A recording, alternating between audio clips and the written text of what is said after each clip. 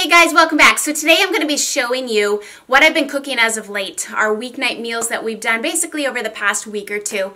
I did this before and I had good feedback that you guys really enjoyed it, so we are doing it here again. I will put some of the previous week's recipes in the description box below, and all of the recipes of the things that I talk about will be listed in the description box. And if it's something that I just kind of talk you through what I kind of did, there might not be a recipe there. But I hope you guys enjoy this. Let me know if you do. Subscribe if you are new. I would love to have you here.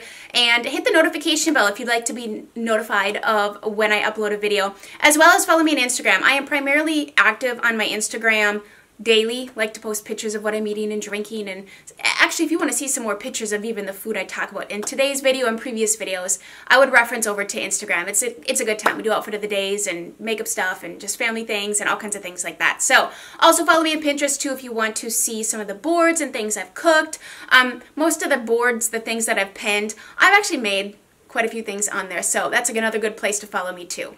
I hope you enjoy the video, and we will chat again very soon. So for tonight's meal, I am making a Mexican quesadilla casserole. So I have a pound of ground beef in here sauteing up with about half a cup or so of whatever onion you like. I believe this is either a sweet onion or a yellow onion.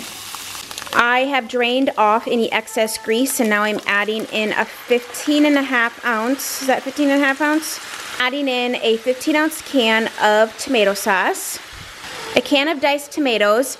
If I had, I would have used a can of Rotel, so it has like those Mexican spices, but this is all I had on hand, and those flavors will do.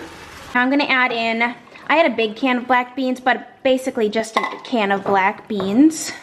About a cup of corn. I have frozen, but you can also use a can. A can of diced green chilies. You can get mild or you could do spicy if you'd like, but since my kids will be eating this, we're gonna do mild.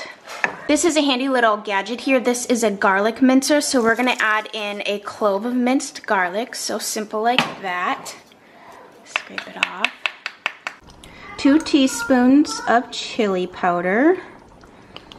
A teaspoon of cumin, which this really gives it that taco flair. We're gonna do half a teaspoon of oregano, about half a teaspoon of crushed red pepper. You could do more if you wanted it spicier.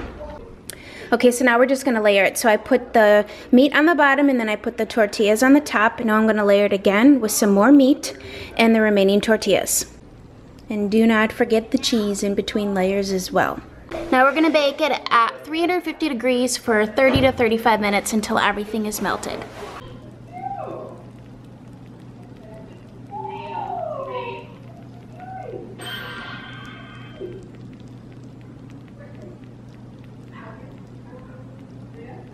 Alright, so for tonight's dinner, I am making a chicken teriyaki ramen noodle. So this is a package of ramen. Well, it's actually from the Asian section.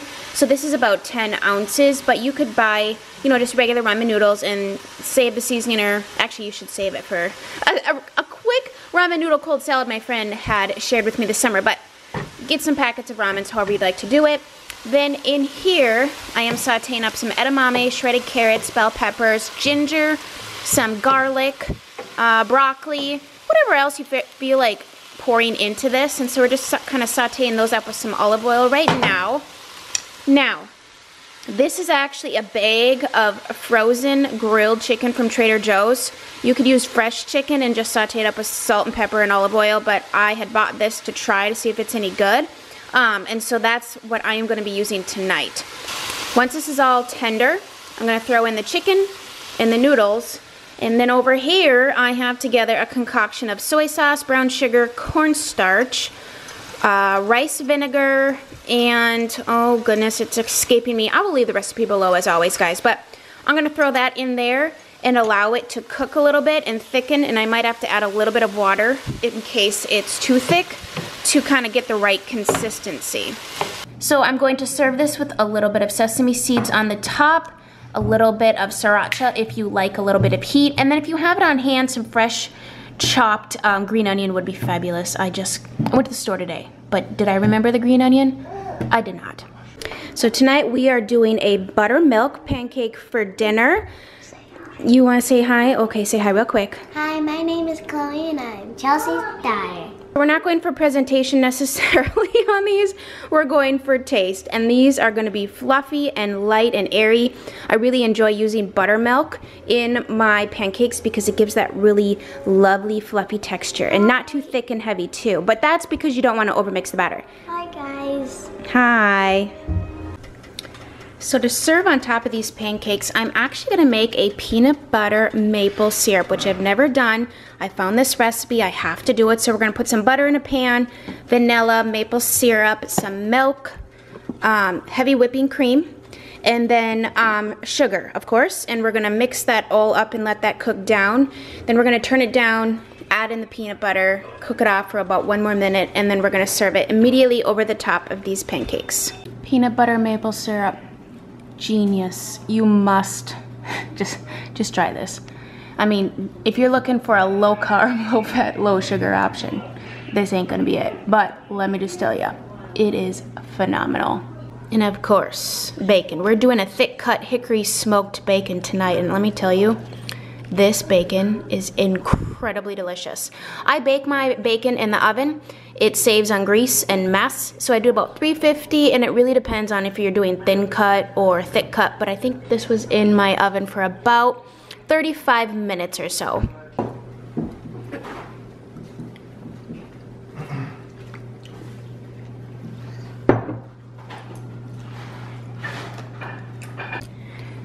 Hi guys.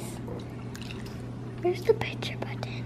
Oh, just say something. Do you like these pancakes? Yeah, I like them. These pancakes are fabulous. They're super light and fluffy, really delicious. But this sauce, you guys like this sauce? Yeah. Peanut butter syrup? This is mine. This one's mine. Yep, this one's Isaac's. He's got a sausage, bacon.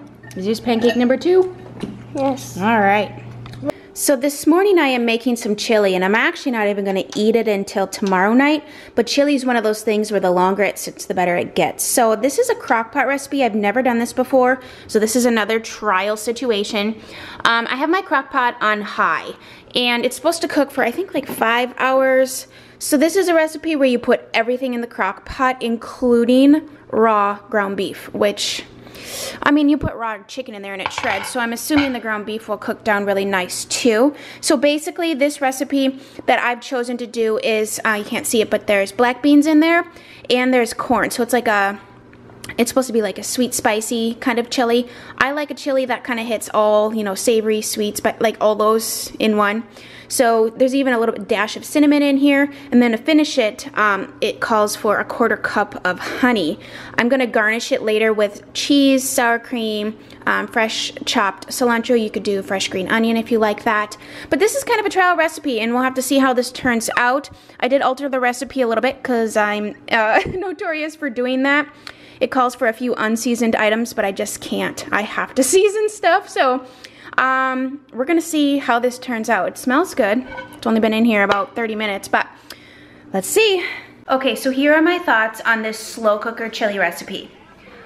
If you use this recipe, I highly recommend browning your meat ahead of time in a pan and adding in your salt and your pepper and your garlic and your onion. That's what I normally do.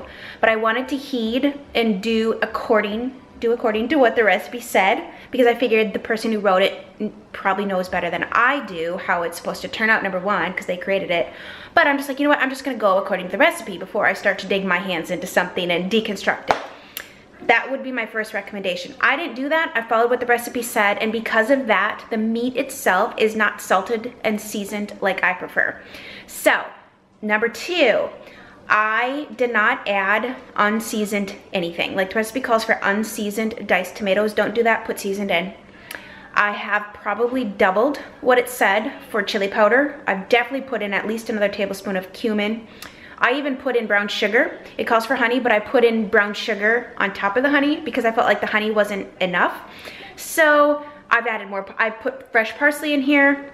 Not fresh, but dried parsley. I've really doctored up this recipe. I'm gonna share it anyways because everyone likes different things in chili.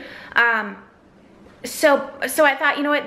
Part of me sharing my recipes is also sharing the journey of trying things, what works and what doesn't, what I changed what I would do differently kind of thing. So I thought, you know what? Instead of just scrapping this whole dinner night, because I'm still gonna serve it, I'm just gonna tell you a little bit of what I did. Also, I'm gonna serve it with fresh cilantro, sour cream, and shredded cheese on top, but I will show you what it looks like. Now, today is the next day. Today is, I let this cook all day yesterday, and then today I just kept it on warm, and I've added salt. I have added salt to this probably, I'm not even exaggerating, 5 or 6 times. And you're thinking, no, that's the thing about soups and stews is you gotta really salt it as it cooks to get the flavor profile that I like. So here is what we're working with now. I think it looks good, it smells good. I can really smell the cinnamon in here, which is an interesting flavor profile in a chili. It's like a sweet, salty, not sweet, salty, like sweet, spicy chili. It looks good, it tastes pretty good.